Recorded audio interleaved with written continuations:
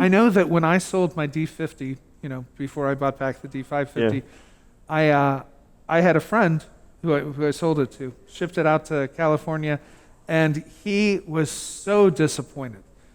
I mean, it was in beautiful condition, but he said, "I love me some digital native dance," and it wasn't there. You've gone over it. It's like, who's gonna play digital native dance? I mean, that everybody. I would hear it and know it immediately. Exactly. You literally hit one note and you're like, oh, that's a D50 with digital native dance. Exactly. It's just, and it's like, I'm not gonna use that in a song ever. You can't anymore. So so I said, okay, well that's the first one that'll go, and I programmed in this kind of analog sounding thing, which I thought was a really neat fat pad, and instead of him saying, "Wow, that was a really cool sound," job. He's like, "What'd you do to digital Where's the dance?" It's like, come on, man.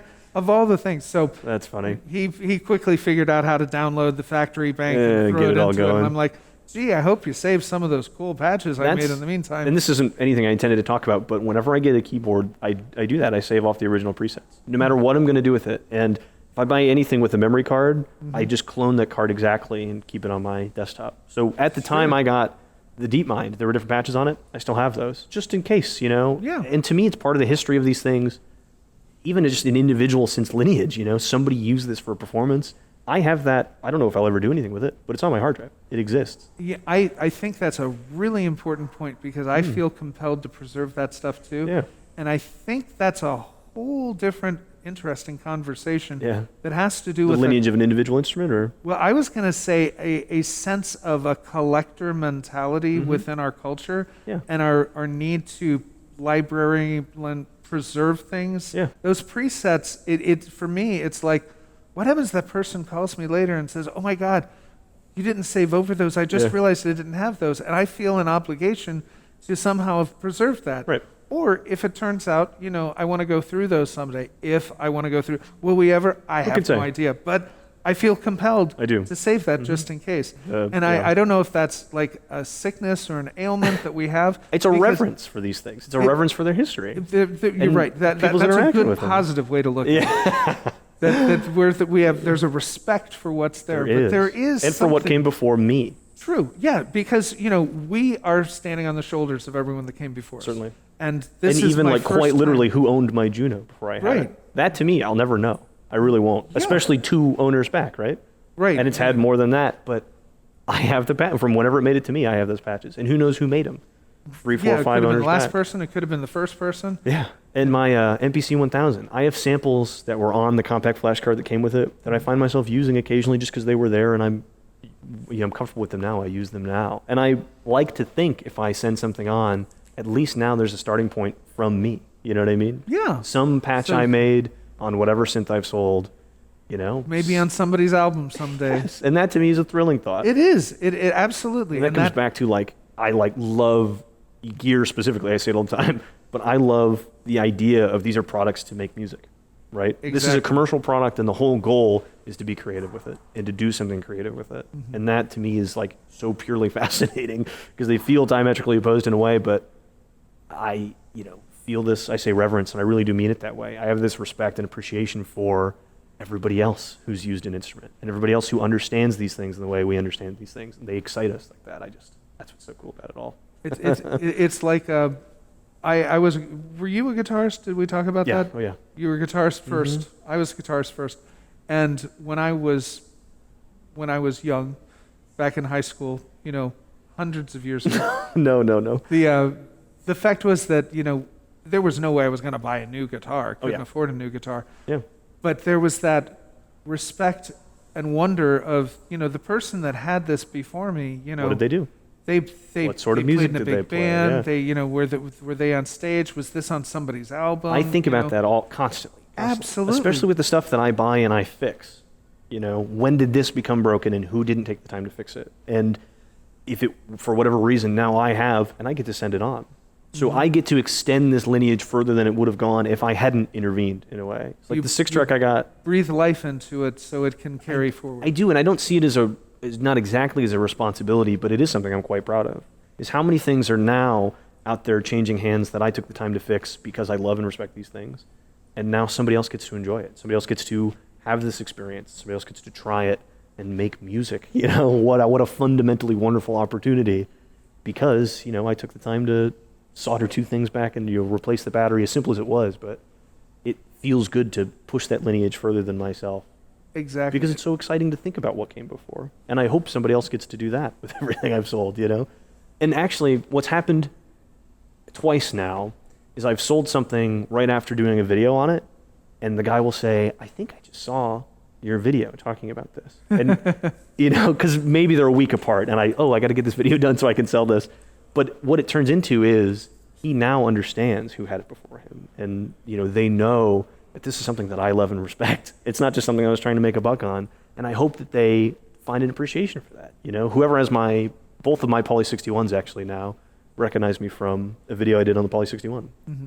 And that is like so exciting to know that somebody knows, you know, I was this point in the chain. Somebody knows I was right before them in, you know, the ongoing history of these things.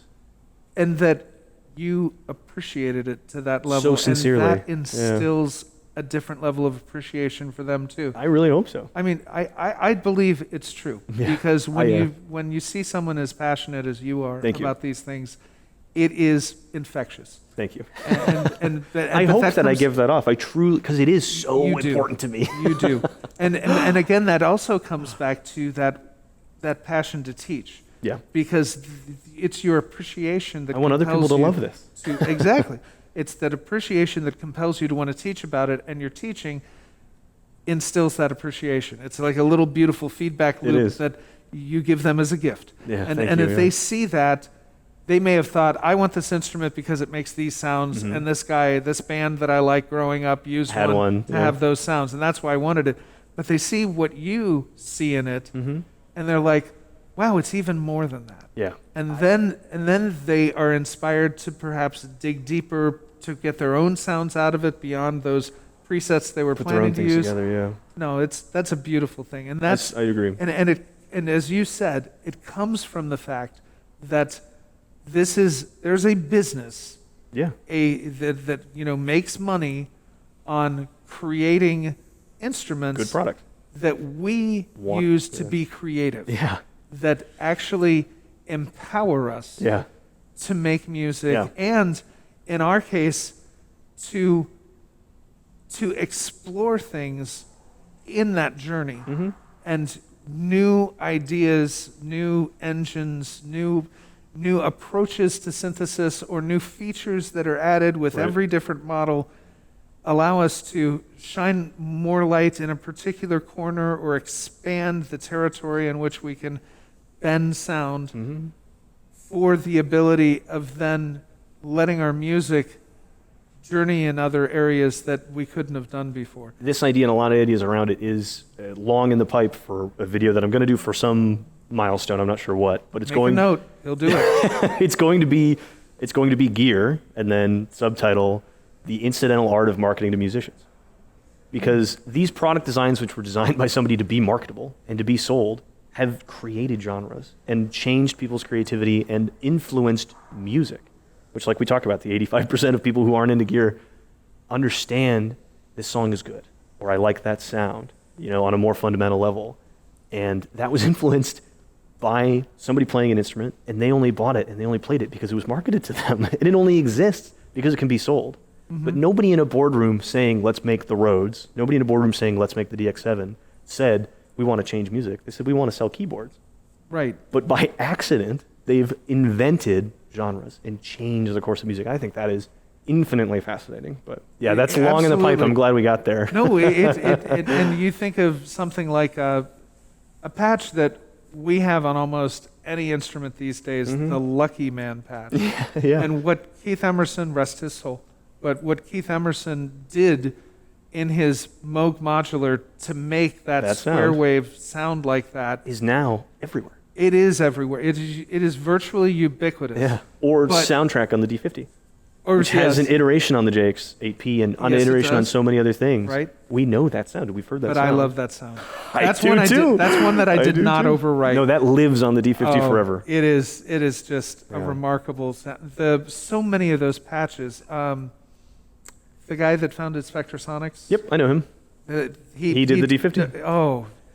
I'd love to have him sign my boutique D50. I would agree. If you get him lined up, I'll see if I can get my D550 there too. Yes, because bring a silver pen for him to go ahead. Which is a great example of, we know those sounds, and those sounds mean something to us. They do. And they're in popular music, and people have heard them and they know them, right? He recorded those samples. You know what I mean? He programmed those patches. He changed songs. Music. He changed music. Absolutely. I think that is infinitely fascinating. It is fascinating, and it is so important to recognize those ripple effects. Yeah. As we look at our culture, as we look at what the music means to us, and how it all stemmed from, well, this guy got a job he had to do.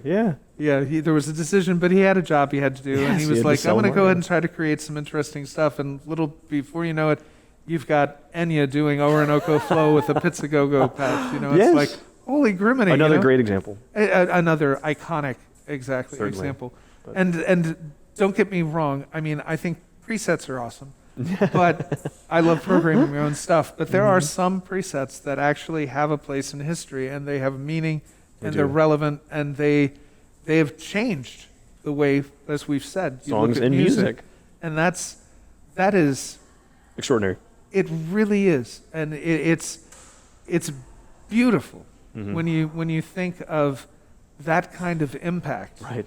And then you've got people, third-party creators of sounds, and of course you've made some wonderful sound sets Thank you. yourself. Like I'm working on that. For the Deep Mind, and the fact that you could make something that somebody else takes, and maybe it's not a top 10 hit or something, but it inspired them to make a song, and they liked that patch enough to use that. And that's that connection again. Yeah. To loop it back, enabling other people's creativity. Exactly. Is so important and fundamental in a lot of this and a lot of this passion. Even in my little way, making those sound sets or showing people how to make the sounds, more importantly to me, informing people how I got here, because you can too. That is so exciting about all of this. And hey, I love the Juno 106, but you know how close you can get to it with the Deep Mind? That's sort of a threefold thing. I want to help people. Multiple intersections. Yeah, I want to help teach people the Deep Mind's cool and it sounds good. I want to teach people that these synths you see is inaccessible. The sounds are not. You can get quite close on a lot of things. And the Deep Mind is well posed for people to expect that conversation, because it is in its core a clone of the 106.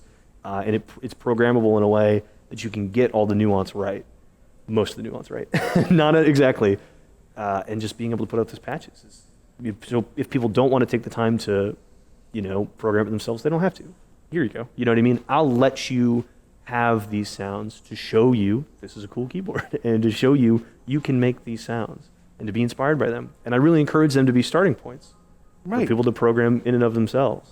Yeah, because the presets on like the Juno 106, great fundamental they're sounds. Good building block sounds. Yeah, absolutely. They're not necessarily sounds. I mean, some of them, you can say, I'm going to use that sound. Yeah.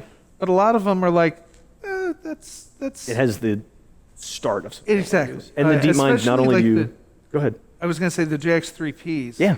A lot of those, they were named after acoustic instruments, and it's like, that doesn't sound anything like a mandolin. What are you talking about? But it tells you something about the envelope, and so it's a good place to start. Exactly.